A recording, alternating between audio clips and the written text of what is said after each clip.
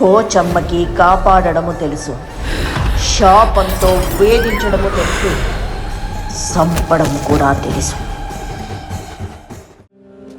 Sir చూడండి sir, 100 సవర్ల నగదు దొంగ కేసు చూడండి.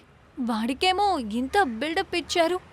ఏదో గొప్ప కారులోనే తిరుగుతాడట, ఎన్నో విల్లాలున్నాయట, ఇంకా వాడు 5 స్టార్ హోటల్లోనే ఉంటాడట. ఎంత ఎక్కువ డబ్బులు దొంగిలించినా ఇంట్లో దాచగలమా, వాటి మీద పడుకోగలమా? ఇల్లు మారుతూ ఉండాలి, లేదంటే 5 స్టార్ హోటల్లో ఉండాలి.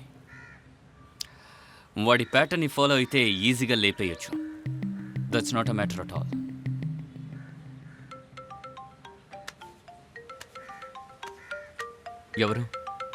ఎవరో తెలియడం లేదు సార్. స్పామ్ కాల్ అనుకుంటాను. తెలియని నంబర్ నుంచి వస్తోంది. అది వాట్సాప్లో వస్తోంది. స్పామ్ కాల్ చేసే వాళ్ళు నువ్వు పోలీస్ అని తెలిసి వచ్చేస్తారు. అటెండ్ చేసి స్పీకర్లో పెట్టు.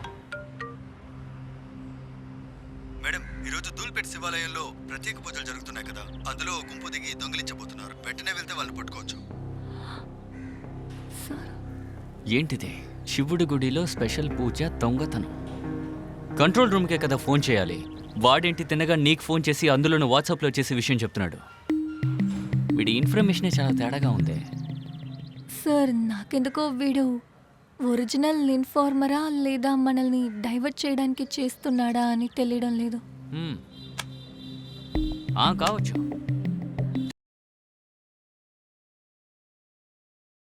సద్దాం. నిజమైతే దొంగని పట్టుకుని జైల్లో పడేద్దాం. మనం వెళ్ళక తప్పదు. మనం పోలీసు వాళ్ళంగా. ఇక్కడి నుంచి 4 వీధులు దాటేగా ఉంది. అవును సార్, ఇక్కడ పక్కనే.